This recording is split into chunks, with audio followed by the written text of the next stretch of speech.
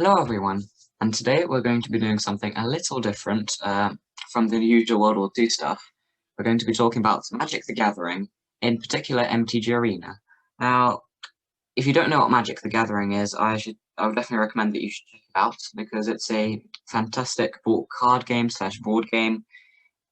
I've been into Magic for years now, and I've accumulated quite a good collection of decks and singles in paper Magic. But recently, I started looking at MTG Arena, which is an easier way to interact and play with other players because of the quarantines, and particularly in my community, in my school, Magic isn't the most popular game. Quite a limited amount of people play it nowadays. So it's definitely a way to get more games played rather than just sitting on your cards. And today we're going to be talking about one of my decks. I'm going to be reviewing it, and it is a Angel green white, but it's really just a white deck.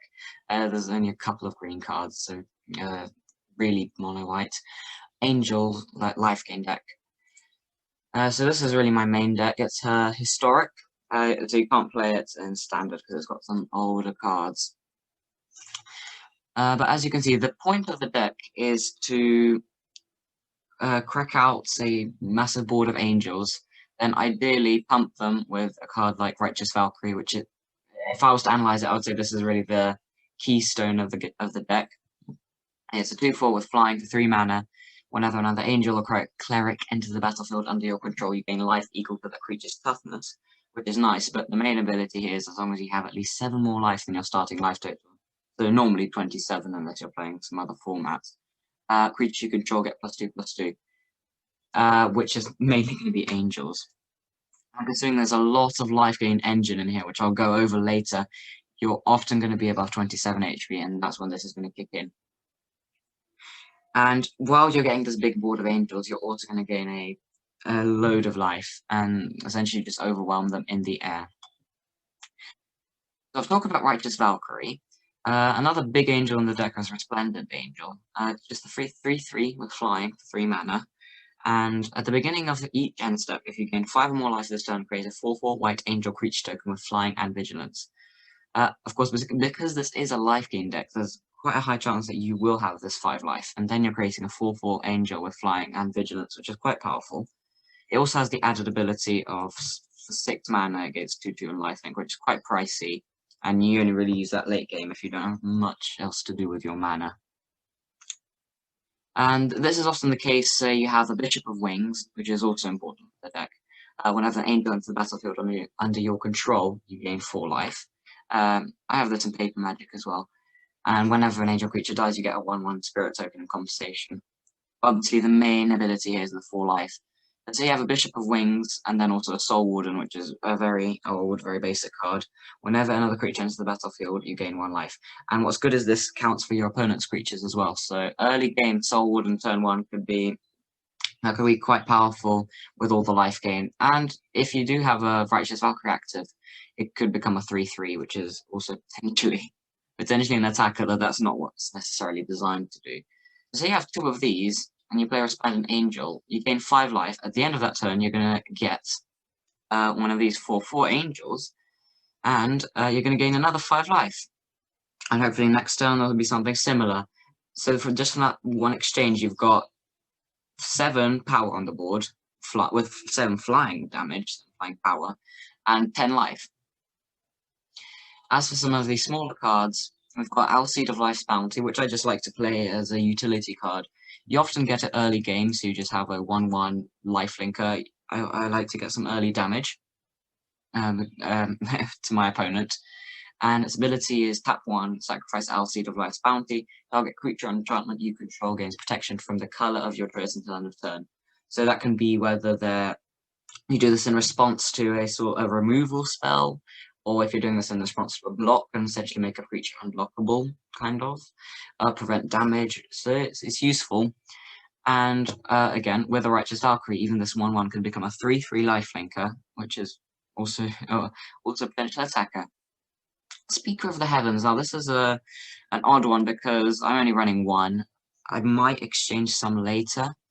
But other variants of this deck, maybe play more of them. I haven't got as many currently, so I'm only playing one. But it's got Vigilance and Lifelink for a 1/1, so not bad. And its main ability is tap, create a 4/4 white angel creature token with flying, activate only if you have at least 7 more life than your starting life total, and only as a sorcery. Essentially the same as Righteous Valkyrie. You have to have 27 or more life. And the 4/4 angel is kind of similar to Resplendent Angel. It's a bit worse because it doesn't have Vigilance. But you could do this if they haven't done much damage to you, you could do this early on in the game, and you could continue doing this every single turn, getting 4/4 angels. And don't forget, with the Righteous Valkyrie, they become 8/8 angels. Not 8/8, but sorry, 6/6, which is also really powerful. So you could just tap it and get a 6/6 or a 4/4. So I might potentially look into running some more of these. Again, this deck is kind of constructed on a budget, which we're going to talk about later when it comes to the pretty limited mana base. Youthful Valkyrie is a sort of filler, but also really important because these are the angels that are going to get your engine going. Flying 1/3 for 2 mana. Whenever another angel enters the battlefield under your control, you put a +1/+1 counter on the Youthful Valkyrie. So these are often going to be your attackers, because if they die, it's not the end of the world, whereas you really do want to conserve your Righteous Valkyries. There's Resplendent Angels as well. And if you're playing a lot of angels, and if you've got maybe some buffs from Righteous Valkyrie, these are going to become pretty big attackers. I mean, I played against a similar deck to mine, essentially a clash between 2 Angel Life-gain decks, and I did end up winning, but he had like a 24/24 Youthful Valkyrie at the end. So these do get big with these kind of decks, especially if you've got tokens and everything. Bishop of Wings I've talked about. It's really powerful. And if you have Righteous Valkyrie, not only does it become a 3/6, which is, decent for attacking with, you're also going to get a 3/3 flying angel whenever another angel you control dies. 3/3 spirit, sorry. So that's pretty good compensation, considering the 1/1 sounds a bit useless. But 3/3 is actually quite useful. Angel of Vitality, similar kind of to Youthful Valkyrie, not necessarily the biggest hitter, nor the biggest in terms of effects, but it's another angel. 2/2 flying for 3 mana, not the best, but if you would gain life, you gain that much life +1 instead. This is after all a life gain deck, so that will be useful, especially if you are taking quite a lot of damage. And it gets +2/+2 as long as you have 25 or more life, which hopefully you will. And then it's just a 4/4, and if you have Righteous Valkyrie, it's a 6/6. So quite a powerful card as well, quite useful for the deck. Heliod. Now, I like to look at this as like more of a trump card, sort of a curveball, because it's not necessarily a angel-related card, but it is powerful. For 3 mana, you get an enchantment. It does start off as an enchantment. Because as long as your devotion is less than 5, to white is less than 5, sorry, Heliod isn't a creature. No, so if you play it late game, it could just start off straight away as a 5/5 indestructible, which is very powerful. And whenever you gain life, put a +1/+1 counter on target creature or enchantment you control. This is probably the best attributes of this Heliod, apart from obviously the 5/5 indestructible, because as you can see, as you've got a sense of the engine now over here, you're going to be gaining a lot of life, and hopefully you can also capitalize off that by giving a +1/+1 counter to each creature. Now, +1/+1 doesn't sound like a lot, but you're as I said, it does start to add up, and especially you don't have to pay anything, you just get it automatically whenever you gain life. And plus, Soul Warden, you're going to gain a life whenever they play a creature, whenever you play a creature. So you're going to be getting +1/+1 counters even on their turn, which is pretty useful. And his last ability, you have to tap 2 mana, another target creature gains lifelink until end of turn. Well, this is useful if you want to gain some more life, because guaranteed, if they gain lifelink and you're attacking, then someone is going to get a +1/+1 counter out of that because you've gained life. Yeah, so overall, just a good card. We're only running 2 because it is mythic. There's limited mythic wild cards that you can really spend. Most of them went on buying Resplendent Angels, because these are probably more important than the Heliods. But I do like the Heliod, and it's quite cool. which is partially the reason why I play Magic. Skyclave Apparition. Now, I did have to play with the deck quite a lot without this card. I think this is a very good improvement. So it's essentially this deck's removal. Before I played like 3 or 4 pacifisms, which was just objectively worse than the Skyclave Apparition. So for 3 mana you get a 2/2, but the main ability is when Skyclave Apparition enters the battlefield, exile up to 1 target non-land, non-token permanent you don't control with mana value 4 or less. When Skyclave Apparition leaves the battlefield, the exiled the card's owner creates an XX blue illusion creature token where X is the mana value of the exiled card.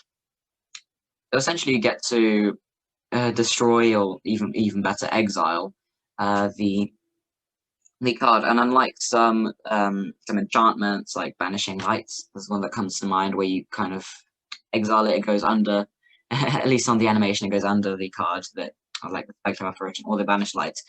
And then say you have an enchantment destruction, you then destroy that, because it says until the thing leaves the battlefield, and then they get their card back. But with this, instead of that, they get compensation in the form of a apparition, a token illusion, which has the same power and toughness.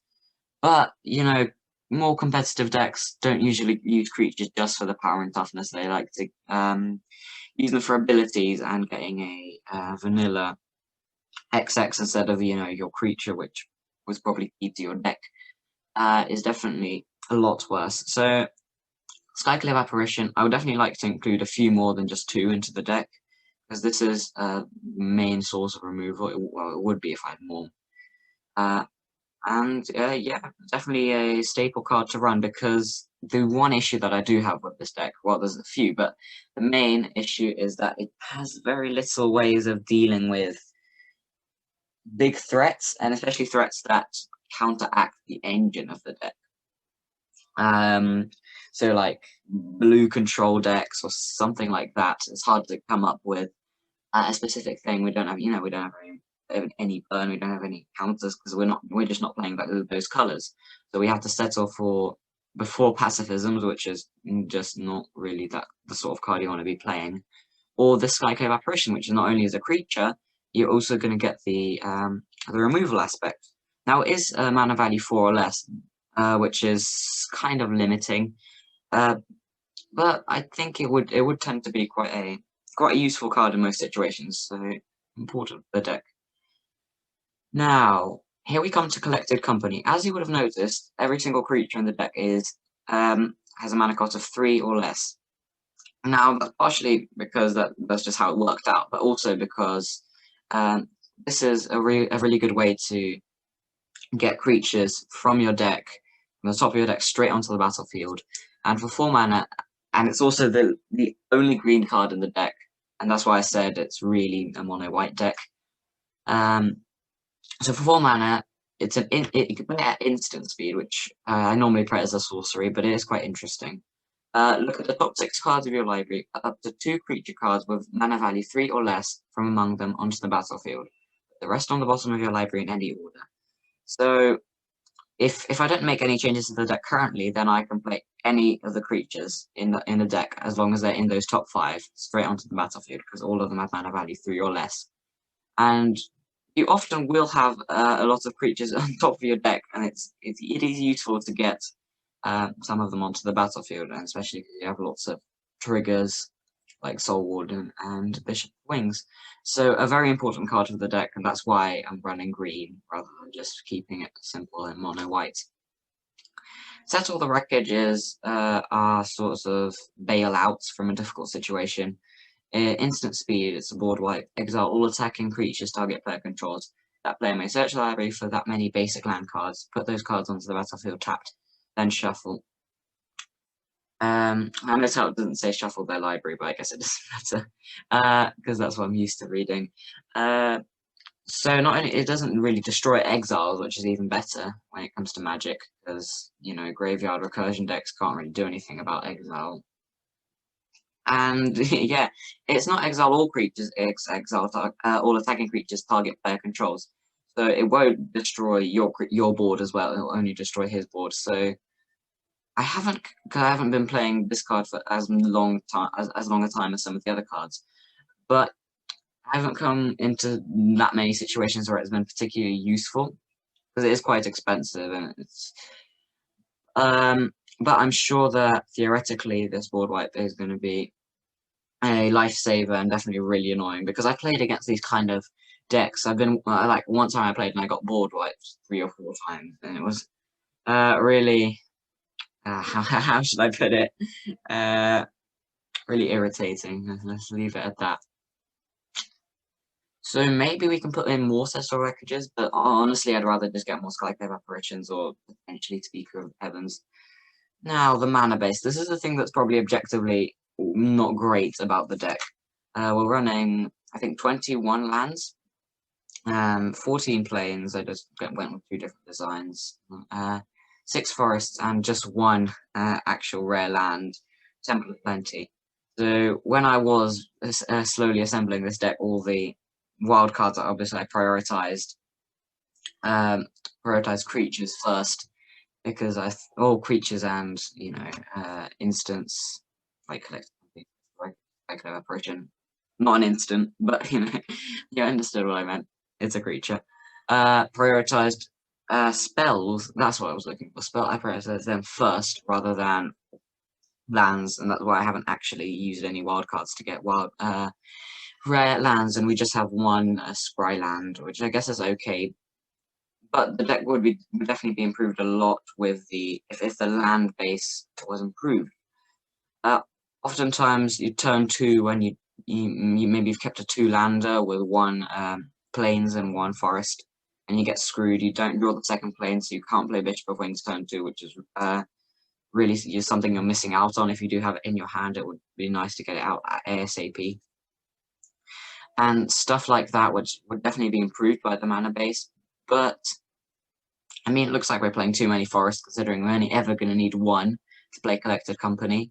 So I might tinker with it, maybe include a few more planes and take out some of these, a couple of these forests. But it will be a shame to have Collected Company in your hand and not have a forest. I don't think that's ever happened to me. Like, normally when I need to play it, I generally have a forest. Which is kind of, the mana base doing its job, I guess. So, really, the last thing to talk about is the sideboard, which isn't as important. I've barely played like maybe 1 game or 2 where where I even had the option of sideboarding. So obviously I haven't worked on it as much and less relevant, but I guess I'll go through it. I've included 1 Light of Hope, which was probably when the deck was still in development.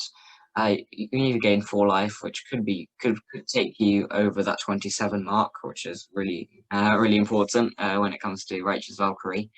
Oh, we can destroy target enchantment because this deck really has absolutely no enchantment removal of any sort. Or put +1/+1 counter on target creature, which I guess you could just do if you don't really have anything else to do with the Light of Hope.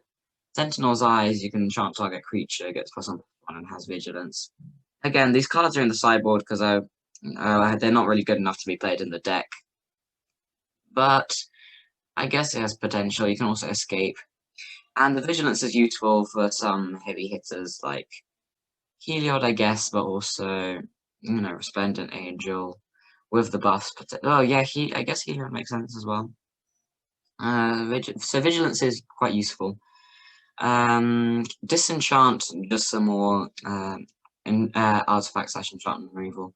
Again, I'm pretty much never sideboard the pacifism, so these are the old ones I used to use. I actually packed this Day of Judgment. It's like a proper board wipe, classic, destroy all creatures for 4 mana, but obviously I'd much rather play Settle Wreckage. Not only is it at instant speed, it will exile rather than destroy, and it will destroy my opponent's creatures rather than mine. So, even though Day of Judgment is technically mythic, we could run it maybe if I needed more board wipes, and it looked really cool. It's a cool card. But that's in the sideboard for now. And Basic Angel is another viable option, I would say. It has a lot of abilities. A lot of things like it has flying, first strike. The first strike is really the best thing about it. Lifelink, which is really important for this kind of deck. It has protection from demons and protection from dragons, which is a bit niche, but could come in useful. So I'm debating whether to maybe include it in the deck, because Angel 5/5, big hitter, flying first strike, lifelink, What more could you want? Maybe double strike.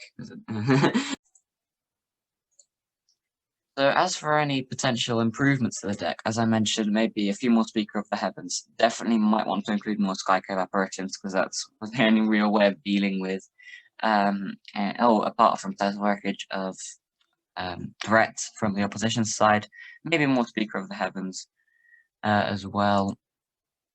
Definitely improve the mana base eventually, but I do want to get the spell sorted first.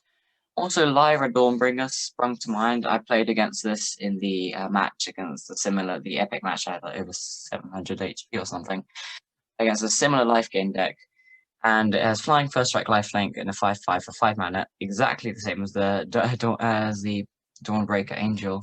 Is that the name? Baneslayer Angel. Why was I thinking Dawnbreaker? Sorry. So exactly the same as the Baneslayer Angel.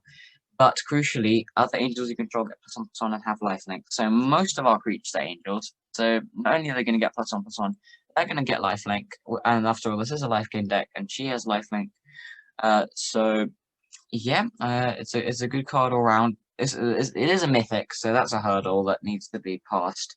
And it's going to be quite hard to pass, especially if we want to run a few copies. But a potential investment into the deck. And another card that I saw just for fun is this Angel of Destiny, another mythic. I don't think I'll run this, but it has flying and double strike for 2/6, so it's a big hitter. And from what I understand, this first ability, whenever a creature controls combat damage to a player, you and that player each gain that much life. So essentially, when you deal damage to a player through creatures, instead they don't lose that much life, but the balance swings in terms of you're going to gain that much life, which is interesting. So the only reason you would use this is because you want to gain enough life to have the last ability trigger at the beginning of your end step. If you have at least 15 life more than your starting life total, each player Angel of Destiny attacks this turn loses the game. And this is really powerful because in well, not most, but a lot of cases, and I mean like a very high percentage cases, you're gonna gain above 15 HP. You're gonna be above 35, especially if you've got a good engine going. As I said, if you've got Resplendent and enough of these triggers, you're just gonna be getting 10 life just when you play the card, and that's already 30. And that's that's assuming you're on 20 at that moment. So there's a big chance that you are going to have 15 more HP than your starting total. And in that case, you just swing and they lose the game, which is really surprising. So with this kind of deck that does life gain really quickly and really, well, effectively a lot of life gain, not depends on effective or what you describe as effectively and efficiently. I think this is quite powerful. It's the first ability is interesting, so you're going to have to really be relying on your win condition being the Angel of Destiny, because whenever you do damage to them through combat, they're not going to lose HP. You're just going to gain HP or life. Sorry, I don't know why I'm referring to it as HP. It's a bit odd. So yeah, an interesting card, but I don't think I will run it. Maybe I think the Lyra Dawnbringer might just be better. But yeah, definitely an interesting combination. This is the spread of 3, 1, 2, 3, and for all the 4s and non-creatures, at least for now. It depends what I want to include. These are the creature types. Most of them are angels. We do have a lot of clerics, but some of the angels are also clerics at the same time, like this guy. I think that might actually be the only one. But the final verdicts on the deck. I think it's a good deck. I think it's competitively viable. Last season, I played in Mythic with it. I got all the way there with the deck. It was tough in Mythic, but it's what you would expect. But it's not the most expensive to get, especially if you have enough wild cards. Again, I did accumulate all of these. I basically invested all the wild cards I had into the deck. Yeah, I guess most of it are rares. There's a few uncommons. Obviously the mana base could also eat up wild cards. But yeah, it's not the most expensive. And it's definitely it's competitively viable, and it's fun to play with. It's not like a deck that you just play because meta, etc. It's fun. You gain lots of life. You get massive creatures, hopefully. Well, massive, but you gain a lot of medium. Well, depends what you describe as massive, but not like green level massive, like 10/10s. But a bit lower than that, and you get a few, and they are flying. There's not a lot to counter your opponent's threats, so yeah, I'm not sure how good it is with dealing with the current meta. In terms of like thinking critically. It's sort of a very self-centered, so the opposite of a combo deck, which not combo, sorry, combos are very self-centered normally. Opposite of a control deck, which normally likes to respond to your opponents. As you can see, most of the build-up sort of excludes what your opponent's really going to do, apart from the Skyclave Evaporation Settle the Wreckage, sort of there for insurance. So the thing is if they get rid or counter your bigger cards, not bigger, more important cards in terms of pieces of that engine, it's going to be hard, especially Bishop of Wings, but mostly Righteous Valkyrie. And it's not like this deck totally relies on Righteous Valkyrie, but if you only have Youthful Valkyries in this kind of area, then you're not going to win. But again, we're playing a large amount of copies of these. At the end of the day, you do have a Heliod, but normally you're either going to get Righteous or Resplendent, maybe both, probably both. And not well, if you play till late game, then you're definitely going to get both. And definitely playable. Yeah, so in a short statement, I would say it's fun to play. It's quite simple. Overwhelming for your opponent, but it could get hard when they start really messing with your engine. And overall, you are going to be winning a lot of games, especially in the lower. If you start with this in the lower divisions, and a lot of fun, and it is powerful. I would say it's useful. So yeah, that's the final verdict. I would recommend trying it out, but I do understand that it's with all of these wild cards, you might want to use it for another deck, whichever one you prefer. I like this sort of life gainy touch. Yeah, it doesn't feel too sort of cheesy either. It feels like something like you'd actually be respected for playing. And well, I hope to see you next time. If you have any suggestions for future videos or for the deck, I mean, if you're interested in Magic, in terms of what I could include. But that's about it from me.